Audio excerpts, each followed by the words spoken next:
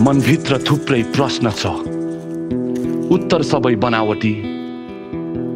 बनावटी हाँसो, बनावटी आँसु, सायद भगवान नै बनावटी भएर होला। यस्तै छ म बनेको हाड र मासु।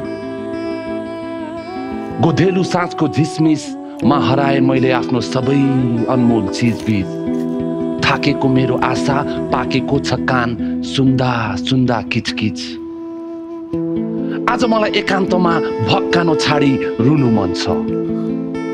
यो मनको घाउ नुनिलो आँसुले पखाली धुनु मन छ। सायद धेरै गरे पाप, आज शराबको आगोमा जलेर पवित्र हुनु मन छ। हामी भगवानको बच्चा, सानैदेखि साह्रै कच्चा। अबुई भूत भनेर खुब डराइन्थ्यो, जुन थियो अदृश्य। अहिले भूत भन्दा बढी डर लाग्छ सम्झेर आफ्नै भविष्य।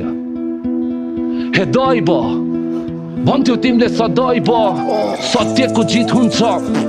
खै त म हेरेको हेरेछु तिम्रो नियम नपचेर, छेरेको छेरेछु यो बनावटी जन्जालको संसारमा। यो स्वर्ग र पृथ्वी बीचको भन्सारमा कतै धाँधली त भएन। नर्कको शैतान कतै यहाँ त आएन। चञ्चले मेरो अङ्ग भोलि हुनेछ भङ्ग। ए बाबा यो मेरो चञ्चले अङ्ग भोलि हुनेछ भङ्ग। त्यसैले आजै बुझाइदेऊ भगवान तिम्रो नियत छर्लङ्ग। किन उठ्छ पर्खाल छुट्याउन धनी गरिब जातभात र घरबार?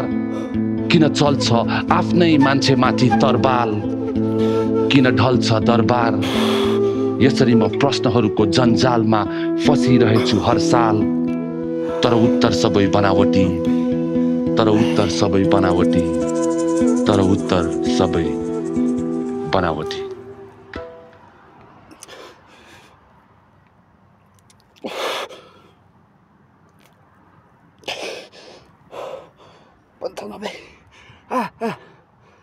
सकिँदैन त।